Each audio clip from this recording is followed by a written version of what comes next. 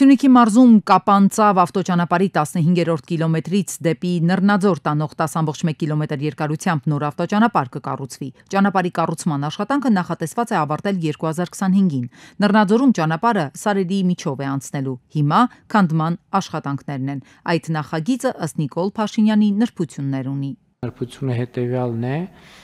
որ հիմա Նռնաձոր տանող ճանապարհը մի հատված համընկնում է նախկինում երկաթուղու գծերի հատվածի հետ, պաստառի հատվածի հետ, եւ քանի որ մենք պլանավորում ենք տարածաշրջանային կոմունիկացիաների բացում, եւ ըստ էության սա այդ աշխատանքների գործնական փուլն է։ Փաշինյանը եւս մեկ անգամ անդրադարձավ որակյալ ճանապարհների կառուցմանը, հայտնելով, որ եթե ճանապարհահատվածը չունի գծանշում, նշանակում է ճանապարհը դեռ ամբողջությամբ կառուցված չէ։ Դա ասֆալտա, որը փռել ենք։ Այսինքն, երբ որ գծանշում անում ենք, նշանները դնում ենք, այդ պահից է ինքը դառնում ճանապարհ։ Իջևանում ըստ Փաշինյանի 40 տարվա ճանապարհ է ասֆալտապատվում, սակայն այստեղ էլ գծանշում չկա։ Համայնքը ստիպված առանձին գծանշման համար մրցույթ պետք է հայտարարի։ Մեկ էլ տեղ կա, չէ, որ մի քանի անգամ գնում ես, ասում ես, խի ճանապարհային նշան չկա, ինչի ճանապարհային նշան չկա։ Մեկ էլ տանում են միտեղ, ասենք ենթադրենք մի 50 մետրի վրա մի 1000 կիլոմետրի ճանապարհային նշան, ինչ կա այդ ճանապարհային նշանի աղյուսակում, բոլորը դրած է այդտեղ, որ մտածում ես, որ մեկը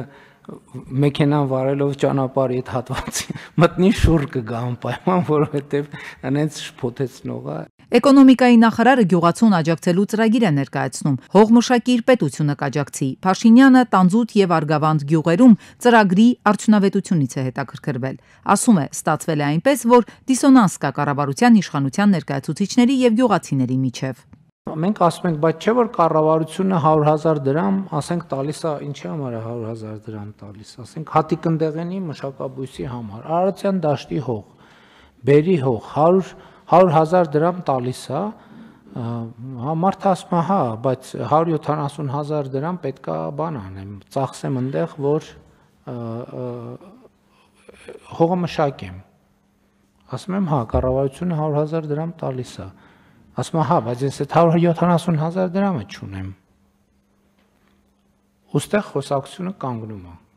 Մեկ այլ պատասխան էլ չի գոհացրել Փաշինյանին։ Գյուղացիներ էլ կան, հայտնել են, թե ծրագիրը հարուստների փող ու տասնյակ հեկտարներով հող ունեցողների համար է։ Հարուստները չեմ ասում,